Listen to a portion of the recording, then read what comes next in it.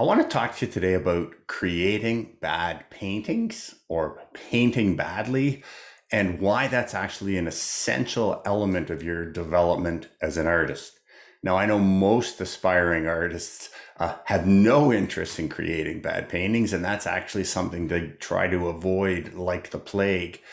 I remember when I used to teach in person, and a lot of people in my class were aspiring artists who had dreams of maybe making a living. And I asked them, who here wants to paint bad paintings? And of course, nobody would raise their hand.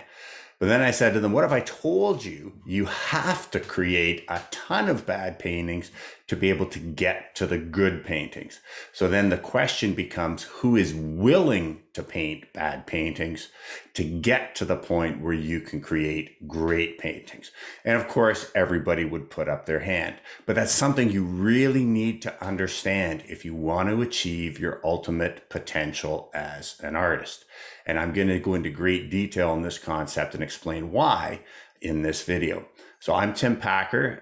If you haven't already seen my channel, this is a channel for those of you who are aspiring artists, in particular those who have the dream of one day being able to make a living from their art.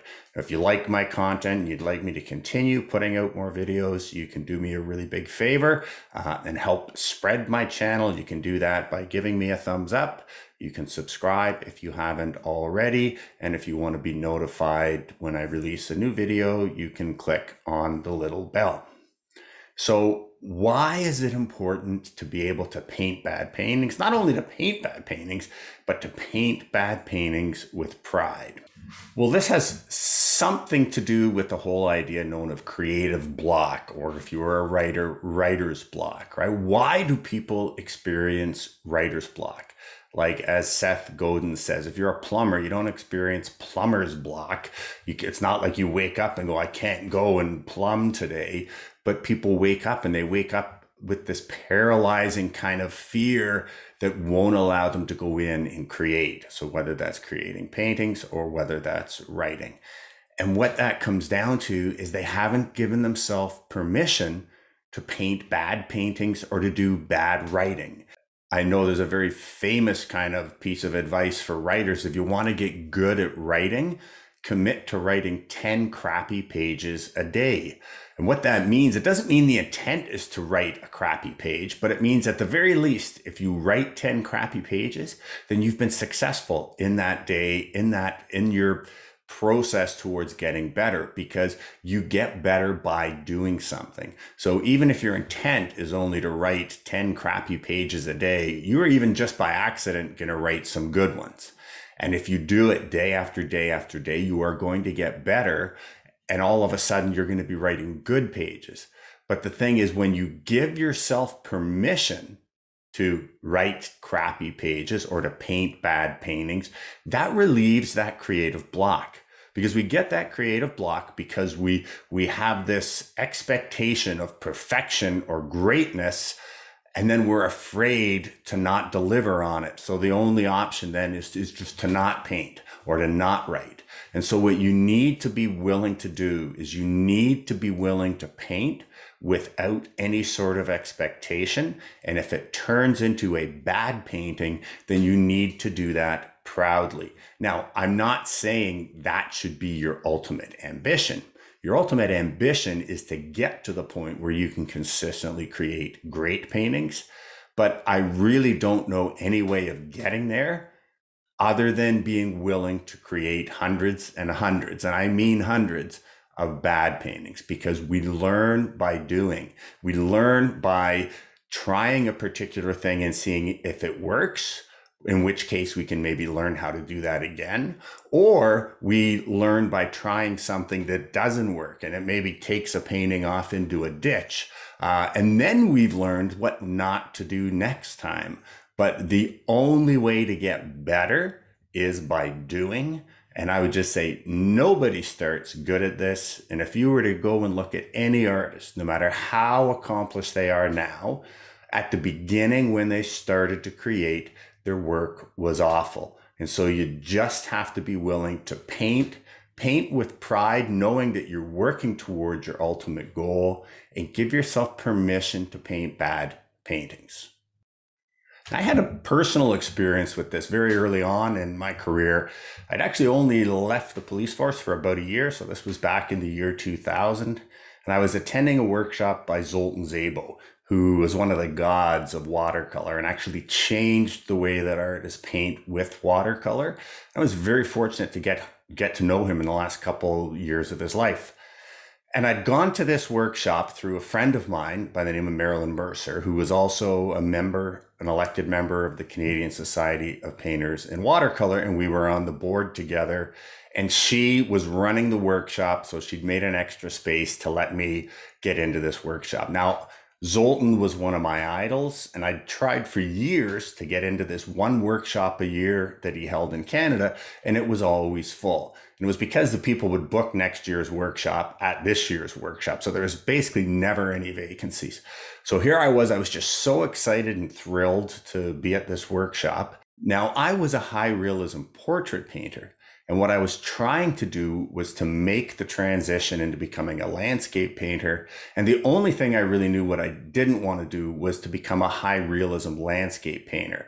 And I wanted to experiment with other ways of painting. And Zoltan was a great person to kind of learn from.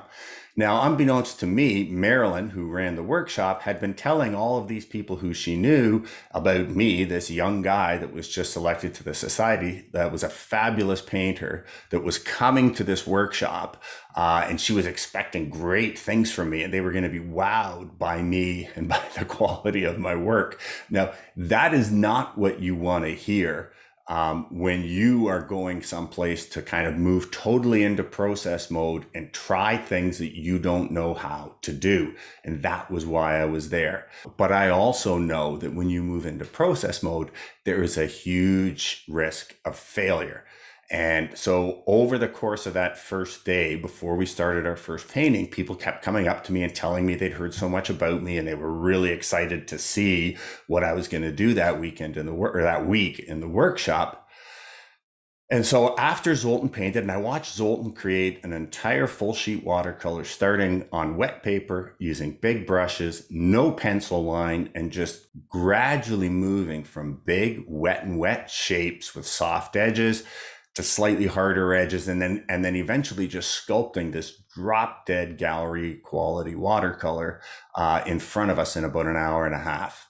And I thought, that's what I want to paint like. I want to learn how to do that. But I also knew there was a very good chance that it was going to be a dog's breakfast the first time that I tried to paint this way. And I also felt the pressure of, okay, I've just been elected to the Canadian Society of Painters in Watercolor. If I go and try this and it turns out horrible, people are going to look at me and my work and go, wow, I guess it really does. You don't have to be that good to get elected to this national society. And so in the afternoon, we each had to do our own painting. And I actually sat there in front of my paper for about 10 minutes, having this internal dilemma about whether I should get a pencil out and at least make some pencil lines that I could go by, because that's how I'd always painted before. I'd always drawn out at least some of the painting, or in the case of a portrait, a very, very accurate pencil drawing before I moved into the painting. And I literally had this argument for 4 or 5 minutes, sat there staring at my page. And again, that was that fear of failing, right? That fear of creating a bad painting. But then I realized, like, what am I here for? I am here because I want to learn how to do things I don't know how to do.